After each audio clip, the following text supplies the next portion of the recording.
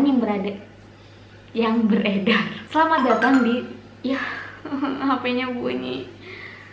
Aduh. Kita silence dulu. Assalamualaikum warahmatullahi wabarakatuh. Halo semuanya, selamat datang di segmen Food Talk. Jadi di segmen Food Talk ini aku akan mencoba membahas isu-isu pangan yang beredar di masyarakat. Dan sebenarnya kita bakal belajar sama-sama nih terkait isu-isu tersebut. Apakah isu tersebut adalah fakta atau hanya mitos belaka? Tentunya aku akan membahasnya berdasarkan data dan based on science. Oke, di video Food Talk yang pertama kali ini aku bakal bahas tentang mie instan dan air rebusan yang sering salah paham oleh masyarakat.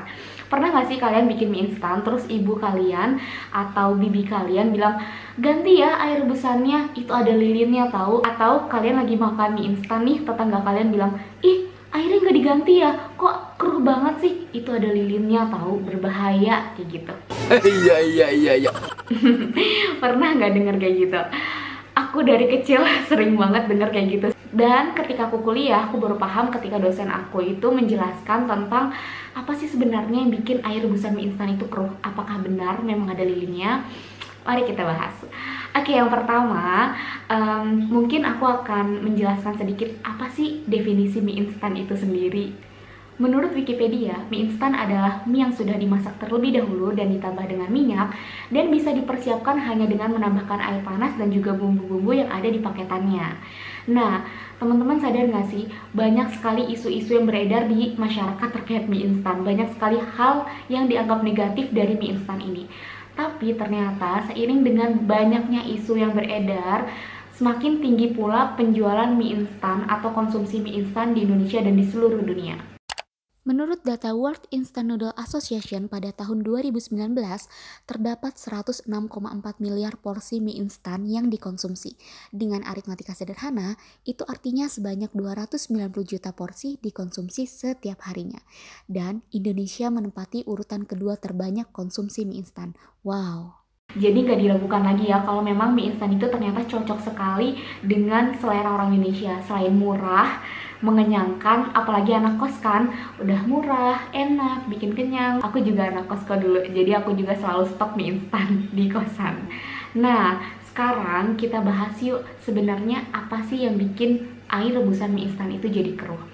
Jadi dalam proses pembuatan mie instan, proses pembuatannya ya, bukan masaknya, proses pembuatannya di industri itu ada 2 tahapan penting, yaitu tahap pengukusan dan juga penggorengan. Pengukusan itu berfungsi untuk mematangkan adonannya, sedangkan penggorengan itu berfungsi untuk mengurangi kadar air pada mie instan agar mie instan itu bisa awet ketika disimpan. Nah, penggorengannya sendiri dilakukan dengan metode deep fat frying.